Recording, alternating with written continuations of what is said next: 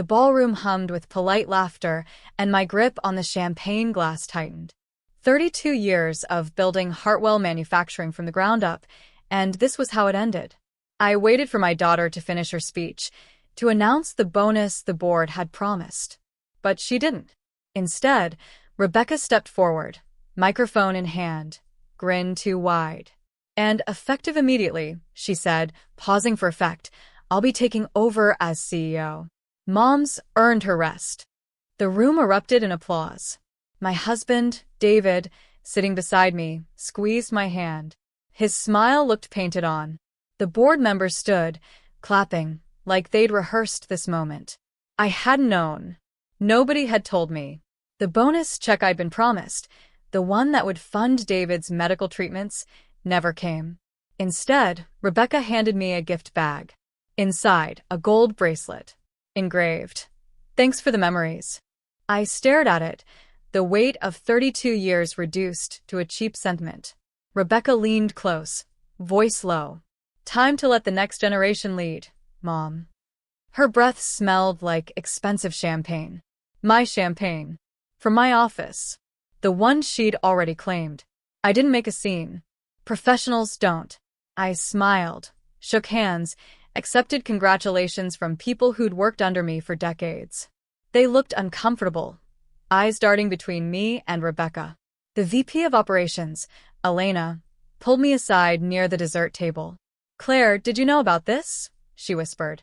I shook my head. Her jaw tightened. This isn't right. The board voted last week. Rebecca lobbied hard, said you were ready to step down. I hadn't been at that meeting. Rebecca told me it was postponed. Elena's words hit like cold water. My own daughter had orchestrated this. The party continued around us, music too loud, laughter too bright. David found me by the exit. His face was pale, exhausted from the treatments that were draining our savings. Claire, what just happened? I couldn't answer. Not yet. Because 3 weeks earlier, I'd been sitting in a lawyer's office, reviewing documents I'd hoped I'd never need to use. My attorney, Margaret, had warned me. Claire, if you're worried about Rebecca, this clause will protect everything you've built. I'd signed it. And now, watching Rebecca toast herself with my company, I knew exactly what I had to do. The drive home was silent. David stared out the window, his reflection ghostly in the glass. Our house, the one I'd bought after the first $1 million contract, felt different when we walked in. Colder. I went straight to my study, the one room David knew not to disturb when the door was closed. I pulled out the fireproof safe from behind the bookshelf, my hands steady despite the rage burning in my chest. Inside were 3 folders. The first contained the original shareholder agreement, the one I drafted when I incorporated Hartwell Manufacturing 30 years ago. The second held Rebecca's employment contract, signed when she joined the company 5 years ago. Fresh out of business school, full of ideas but zero experience. The third folder was the one that mattered. The trust documents. The ones Rebecca had never bothered to read. Section 12, subsection C. The clause Margaret had helped me add 8 months ago when I first noticed the signs. Small things. Budget approvals that bypassed me. Meetings scheduled without my input. Rebecca's name appearing on contracts I'd negotiated. 8 months earlier, I'd been sitting across from Margaret in her office downtown. She was 65, silver-haired. Expensive suit that whispered old money. We'd worked together since Hartwell's second year, when I needed someone sharp to navigate the legal maze of manufacturing contracts. Claire, she'd said, sliding a document across her mahogany desk. This is what we call a performance-based inheritance clause. If Rebecca takes control of the company without meeting specific conditions, the trust dissolves. Everything reverts to a designated beneficiary. I'd stared at the paper, the words swimming. You mean she gets nothing? Margaret had leaned back, fingers steepled. Not nothing. But the 70% stake you've been planning to leave her? Gone. It transfers to the Hartwell Foundation, the charity you established for manufacturing scholarships. I'd hesitated. This was my daughter, my only child. But then I remembered the previous week, walking past the conference room and hearing Rebecca's voice. She'd been on the phone laughing. Yeah, once Mom retires, We're getting the whole production model. Outsourcing everything. These legacy employees cost too much. Legacy employees. That's what she'd called them. People like Elena, who'd been with me since year 3. People like James, our floor supervisor, who'd worked double shifts to meet deadlines when we almost went bankrupt during the recession. Rebecca wanted to erase them like mistakes on a spreadsheet. I'd signed Margaret's document that day, but I'd hoped I wouldn't need it. I'd hoped my daughter would prove me wrong. Now, sitting in my study with those folders spread across my desk, I knew better. David knocked softly. "Claire, you need to eat something." I opened the door, pulled him inside, and showed him the documents. His eyes widened as he read Section 12C. "Claire, this means..." "It means Rebecca doesn't inherit unless she maintains the company according to specific standards. Employee retention, profit sharing, community investment. The things I built Hartwell on." David's hand trembled as he set down the paper. "She doesn't know about this." "No." "And neither does the board." Margaret buried it in the trust paperwork. Rebecca signed off on receiving her shares without reading the conditions. David sat down heavily in my leather chair. "What are you going to do?" I looked at the documents, then at my husband. The man who'd stood beside me through every risk, every loan rejection, every sleepless night when we didn't know if the company would survive. His medical bills were piling up. Stage 3. The treatments were working, but they cost more than our insurance covered. That bonus the board had promised? It was supposed to be $250,000. Rebecca knew that. She'd been in the room when they discussed it. And she'd killed it. "I'm going to let her think she's won," I said quietly. "And then I'm going to show her what she actually signed." David's eyes filled with tears, but he nodded. He knew Rebecca better than anyone. He'd watched her change over the past 2 years. The business school arrogance. The new friends who only cared about profit margins. The way she'd started talking about the company, like it was her toy. That night, I didn't sleep. I sat in my study, reading through every document, every clause, every protection Margaret had helped me build into that trust. The next morning, Rebecca called. "Hey Mom, hope you're enjoying retirement." Her voice was casual, friendly, like she hadn't just ambushed me in front of 200 people. "We need to go over some transition items. Can you come to the office tomorrow?" I forced calm into my voice. "Sure, sweetheart. What time?" "Let's say 10. And Mom? Don't worry about the bonus. We'll figure something out. Company's going through some restructuring." Restructuring. Corporate code for erasing what I'd built. I agreed to the meeting and hung up. Then I called Margaret. "It's happening," I told her. "Rebecca is already making moves." Margaret's sigh crackled through the phone. Elena looked at me. I gave her a small nod. "Claire, once you activate that clause, there's no going back." "Are you absolutely certain?"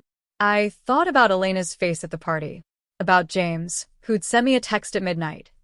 "Miss Hartwell, Rebecca is talking about layoffs. Please tell me this isn't true." I thought about David, sleeping in the next room, his body fighting a war we couldn't afford to lose. "I'm certain," I said. "Then we move carefully," Margaret replied. "Document everything. Let Rebecca show her hand first."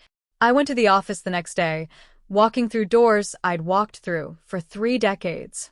The receptionist, Kelly, looked surprised to see me. "Ms. Hartwell," I thought. "I mean, congratulations on your retirement." I smiled. "Just tying up some loose ends." Rebecca's office, my office, was on the 3rd floor. Corner view, windows overlooking the production facility I'd designed myself. When I walked in, Rebecca was already redecorating. My photos, the ones showing our first production line, were stacked in a box. In their place, modern art. Abstract, meaningless. "Mom, sit." She gestured to the chair across from her desk. Not beside her. Across, like I was an employee. "So, here's the situation. We're looking at a major overhaul. The board agrees the company needs to be leaner, more competitive." I kept my face neutral. "What does that mean?" Rebecca pulled up a presentation on her laptop, turned it to face me. Slide 1. Hartwell 2.0, a new vision. Slide 2. Staff reduction targets. 40%. Slide 3. Outsourcing partnerships. China. Vietnam. Slide 4. Real estate liquidation. She was selling the buildings. Rebecca, I said carefully, those buildings are paid off. They're assets. She waved her hand dismissively. They're overhead, Mom. We can lease smaller spaces, redirect the capital into growth. Growth. Another buzzword. I'd built Hartwell on stability, on relationships with suppliers and employees who trusted us. Rebecca was treating it like a startup she could flip. What about the employees? I asked. We'll offer severance packages. Competitive ones. But Mom, you have to understand, this is business. Sentiment doesn't pay dividends. Sentiment. 30 years of loyalty reduced to sentiment. I stood up. When does this start? Board meeting next week. We'll vote on the restructuring plan. It's mostly a formality. I have the votes. Of course she did. She'd spent months building alliances while I'd been focused on keeping the company stable. I'd like to attend, I said. Rebecca hesitated. Mom, you're retired. This is operational now. Humor me, I said. One last meeting. She shrugged. Sure. Wednesday, 9 a.m. I walked out, past Kelly, past the production floor where people were working, unaware their jobs were about to vanish. I called Margaret from my car.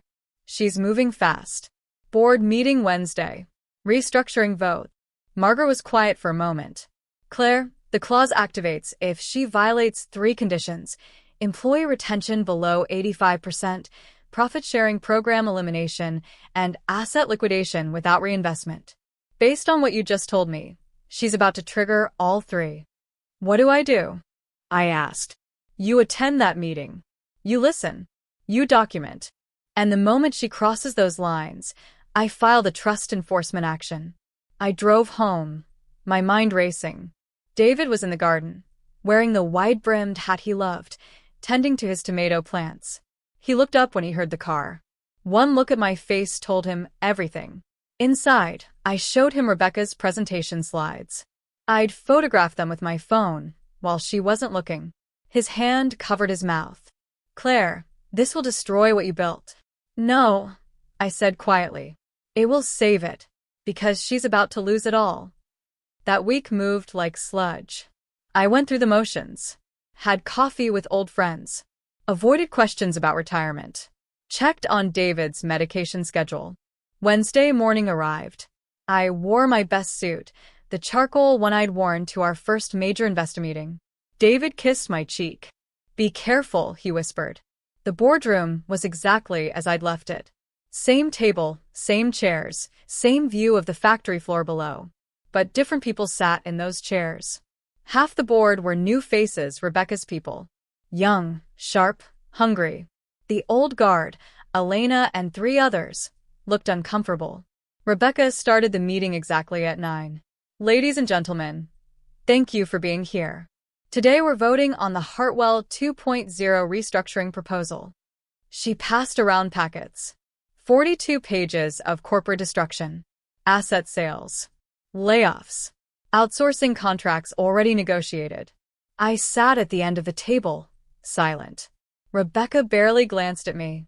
She went through each slide, explaining how this would unlock value and position us for acquisition. Acquisition. She wanted to sell the company. Elena interrupted. Rebecca, this eliminates the profit-sharing program your mother established. That program has been core to our culture for 20 years. Rebecca smiled. Patient, condescending. Elena, culture doesn't show up on balance sheets. We need to be pragmatic. Pragmatic, I said. Everyone turned to look at me. Rebecca's smile tightened. Mom, this is a board vote. You're here as observer only. I understand, I said calmly. I'm just curious. When you say acquisition, who's the buyer? Rebecca exchanged glances with 2 of her board allies. That's premature to discuss. Humor me, I said, echoing her words from our earlier meeting. She sighed. There's been preliminary interest from Titan Manufacturing. They're offering a substantial premium. Titan. My competitors for 15 years. The company that cut corners, that had safety violations, that treated workers like replaceable parts. You're selling to Titan, I said quietly. I'm exploring options, Rebecca corrected. The board will decide. Then let's vote, said one of Rebecca's allies, a hedge fund woman named Blake, who joined the board 6 months ago. The vote went exactly as expected. 7-4. Rebecca's restructuring plan passed. She smiled. Excellent. We'll begin implementation immediately. Mom, thanks for coming. This is an exciting new chapter. I stood, collected my copy of the packet, and walked out. In the hallway, Elena caught up to me. Claire, I'm sorry. I tried to stop this. I know, I said. Elena, how long have you been with the company? 29 years. I put my hand on her shoulder. Don't worry. This isn't over. Her eyebrows raised, but I didn't explain. I went straight to Margaret's office. She was waiting, door open.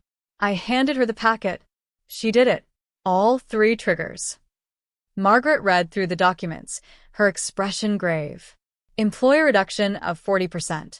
Profit sharing elimination. Asset sales without community reinvestment. She looked up at me. Claire, once I file this, it becomes public record. Rebecca will know. Are you ready for that conversation? I thought about David, about the bonus Rebecca had stolen, about James and Elena, and all the people who'd built this company alongside me. File it, I said. Margaret opened her laptop and began typing. The enforcement action was ready within an hour. She'd been preparing it for weeks, just waiting for Rebecca to cross the line, which she had, spectacularly. The filing went into the court system at 2 p.m. By 3 p.m., Rebecca called. I let it go to voicemail. She called again, and again. Finally, a text. Mom, call me now. What the hell did you do? I didn't respond. Margaret had advised me to let the legal process work. At 4 p.m., my doorbell rang. David answered. I heard Rebecca's voice, loud, angry. I walked to the foyer. My daughter stood there, face red, holding papers. You're suing me? Your own daughter? I'm enforcing the trust terms you agreed to, I said calmly. Come in. Let's talk like adults. Rebecca stormed into my study, David behind her. He looked worried, but stayed. This is insane, Rebecca said, throwing the papers on my desk. You can't just take away my inheritance because you don't like my business decisions. I'm not taking anything, I said. You're forfeiting it by violating the conditions you signed. What conditions? She shouted. I opened the safe, pulled out her signed copy of the trust documents, flipped to section 12C, started reading aloud.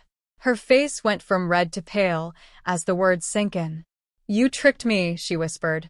I gave you clear terms, I said. You didn't read them. You assumed this company was yours by birthright. It never was. I built it. I set the terms for succession. You violated every single one. Rebecca's hands shook. The board will fight this. The board has no standing, I said. This is a trust matter. Private family business. The shares never transferred to you legally because you failed the conditions precedent.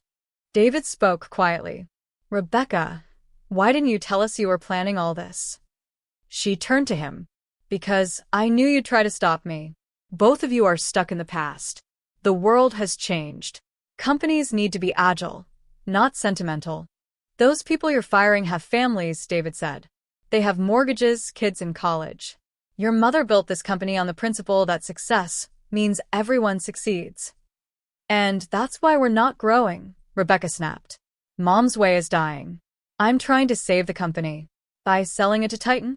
I asked. She froze. How did you? I pay attention, Rebecca. Something you should have done with those trust documents. Rebecca left without another word. David and I sat in silence for a long time. Will this work? He finally asked. Margaret says yes. The clause is ironclad. Rebecca violated the terms clearly. The shares transfer to the foundation. What happens to the company? That depends, I said. The foundation controls 70% now. I can recommend board changes. We can reverse Rebecca's plans. David looked at me with eyes that had seen too much struggle lately. And Rebecca? I didn't answer, because I didn't know. That night, I couldn't sleep. I kept seeing Rebecca as a girl, 6 years old, visiting the factory floor. She'd been so excited by the machines, the workers who'd let her wear a tiny hard hat. When had that curiosity turned to contempt? The next morning, Margaret called. Claire, Rebecca's lawyers filed a countermotion. They're claiming undue influence and questioning your mental capacity. My jaw tightened. Mental capacity. It's a common tactic. They'll argue you weren't competent when you signed the trust amendment. I have medical records proving otherwise, I said. You required them. I know. We're fine. But Claire, this is going to get ugly. Ugly was an understatement. By that afternoon, Rebecca had released a statement to the local business press. My mother, in her declining years, made questionable decisions regarding company succession. We're working to resolve this family matter privately. Declining years. I was 64, in perfect health except for the stress my daughter was causing. My phone exploded with calls. Former employees, suppliers, competitors smelling blood in the water. Elena called. Claire, Rebecca held an emergency meeting. She's telling everyone you're mentally unfit. People are scared. Tell them the truth, I said. The company is protected. Rebecca violated the trust terms. The foundation now controls the majority shares. Can I share that? Yes. And Elena? Start documenting everything Rebecca does. Every meeting, every decision, every conversation. We're going to need it. Margaret filed a motion for expedited hearing.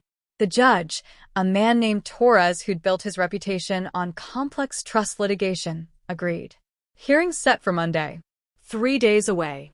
David and I spent the weekend preparing. Margaret came to the house with boxes of documents. We went through every detail, every clause, every piece of evidence showing Rebecca's violations. Sunday night, Rebecca showed up again. This time with her lawyer, a slick woman named Harrison from a downtown firm that charged $1,000 an hour. We're here to discuss settlement, Harrison said. We sat in the living room. David brought coffee nobody touched. My client is willing to compromise, Harrison began. She'll scale back the restructuring in exchange for you withdrawing the trust enforcement. I looked at Rebecca. She wouldn't meet my eyes. The restructuring is happening regardless, I said. Once she's removed as CEO. Harrison leaned forward. Ms. Hartwell, you don't want this to go to court. Family matters should stay private. My daughter made it public when she called me mentally unfit, I replied. Rebecca finally spoke. Mom, please. We can work this out. I'll keep the profit sharing. We'll reduce the layoffs. To what percentage? I asked. 20% instead of 40%. I shook my head. The trust terms require 85% retention. You'd still be at 80%, assuming natural attrition. Harrison pulled out a calculator. That's impossible in the current market. Then Rebecca shouldn't have agreed to those terms, I said. They left after an hour of circular arguments. David held my hand as we watched them drive away. You're really doing this? I have to, I said. For everyone who built that company. For you. For what it's supposed to represent. Monday morning felt like walking into battle. The courthouse was downtown, all marble and echoing footsteps. Margaret met us in the hallway, briefcase heavy with evidence. The courtroom was smaller than I expected. Judge Torres sat behind his bench, reading glasses perched on his nose. Rebecca and Harrison sat on one side. Margaret, David, and I on the other. Torres looked up. This is a trust enforcement action filed by Claire Hartwell against Rebecca Hartwell. Ms. Margaret, your opening. Margaret stood, clear and precise. Your Honor, this case is straightforward. Claire Hartwell created a performance-based inheritance trust with specific, measurable conditions. Rebecca Hartwell agreed to these terms in writing. She then systematically violated each condition. We're asking the court to enforce the trust as written. Harrison stood. Your Honor, this is a case of an elderly woman manipulated into signing documents that essentially disinherit her only child. will show that Claire Hartwell lacked capacity and was unduly influenced. The hearing lasted 6 hours. Margaret presented the trust documents, showing Rebecca's signature, the date, the witnesses. She presented medical records from 3 doctors confirming my mental competency at the time of signing. She presented the board meeting minutes from last Wednesday, showing Rebecca's restructuring plan. Each violation clearly documented. Harrison tried to paint me as confused, manipulated by Margaret. She called Rebecca to the stand. "Tell us about your mother's state of mind over the past year," Harrison prompted. Rebecca shifted in her seat. "She's been forgetful. Sometimes confused about business matters. I've been essentially running the company for months." Margaret stood for a cross-examination. "Ms. Hartwell, did your mother sign the trust amendment 8 months ago?" "Yes." "Were there witnesses?" "Yes." "Did she read the documents?" I don't know." "Did you read them?" Margaret asked. Rebecca hesitated too long. "I skimmed them." "You skimmed a 70-page trust document that determined your inheritance." "My lawyer reviewed it." "Did your lawyer tell you about Section 12C?" Rebecca's face flushed. "She said it was standard language." Margaret pulled out an email. "Your Honor, this is correspondence from Rebecca Hartwell to her attorney, dated 7 months ago. May I read the relevant portion?" Torres nodded. Margaret read aloud. "Don't worry about the trust conditions. Once Mom retires, I'll run the company my way. She won't have standing to object." The courtroom went silent. Rebecca stared at the table. Torres removed his glasses. "Ms. Hartwell, you knowingly agreed to trust terms you intended to violate." Rebecca's lawyer jumped in. "Your Honor, that email is taken out of context." "Then provide the context," Torres said. Harrison fumbled through papers. "She couldn't, because there was no context that made it better." Margaret continued. "Your Honor, we have additional evidence. Employee communications showing Rebecca planned these violations before her mother's retirement. Board members she recruited specifically to support her restructuring plan. Negotiations with Titan Manufacturing that began 4 months ago." She presented each document. Email chains, text messages, meeting notes that Elena had been quietly collecting. Rebecca had left a trail of evidence showing premeditation. Torres called for a 15-minute recess. We stood in the hallway, David pale but steady beside me. Margaret was cautiously optimistic. Torres is sharp. He sees through the mental capacity argument. When we reconvened, Torres addressed the courtroom. "I've reviewed the evidence. This court finds that Claire Hartwell had full mental capacity when creating the trust amendment. The conditions set forth were clear, measurable, and agreed to by Rebecca Hartwell in writing. The evidence shows Rebecca Hartwell knowingly violated these conditions." Rebecca's face went white. Torres continued. "Furthermore, the evidence suggests deliberate intent to circumvent the trust terms. This court enforces Section 12C as written. The shares designated for Rebecca Hartwell are hereby transferred to the Hartwell Foundation, effective immediately." Harrison stood. "Your Honor, we request a stay pending appeal." Torres shook his head. "Request denied." The trust terms included provisions for immediate transfer upon violation. That transfer is now complete. Rebecca Hartwell no longer holds majority shares in Hartwell Manufacturing.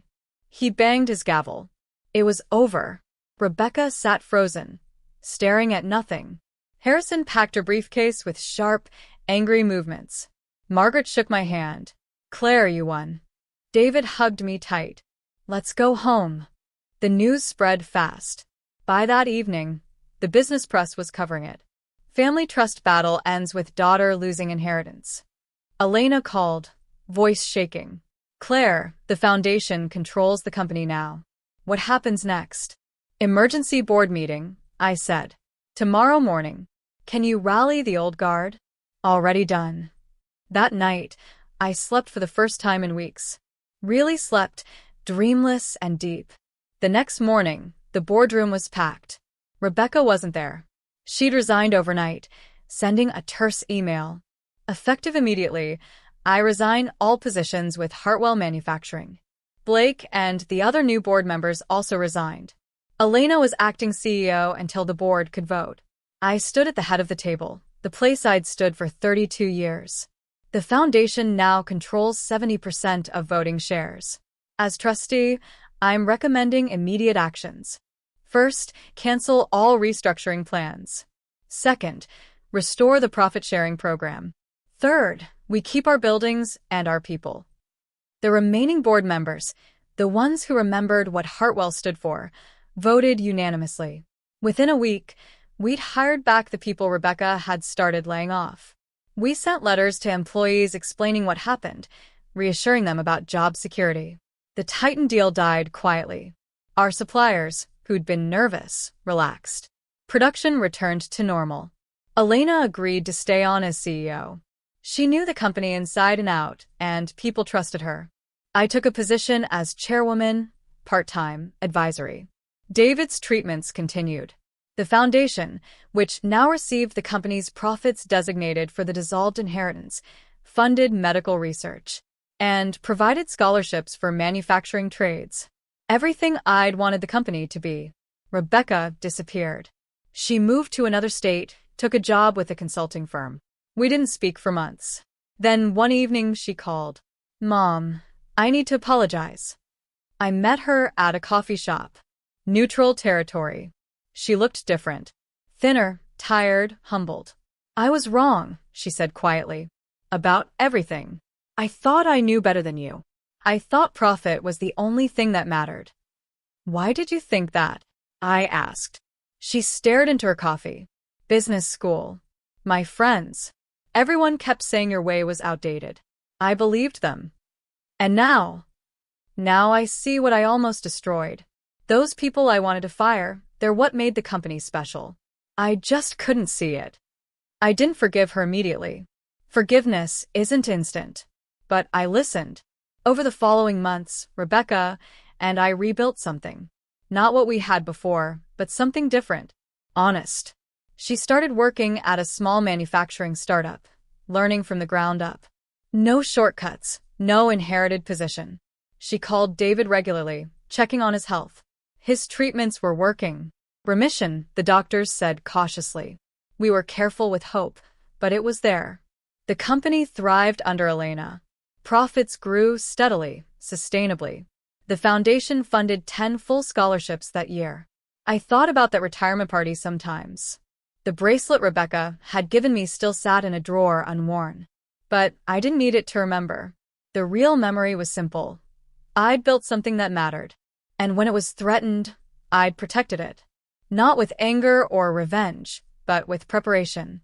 With contracts and clauses, and the kind of careful planning that had built the company in the first place. The lesson was clear. Betrayal doesn't have to destroy you. Sometimes, if you're prepared, it reveals who people really are, and gives you the chance to protect what truly matters.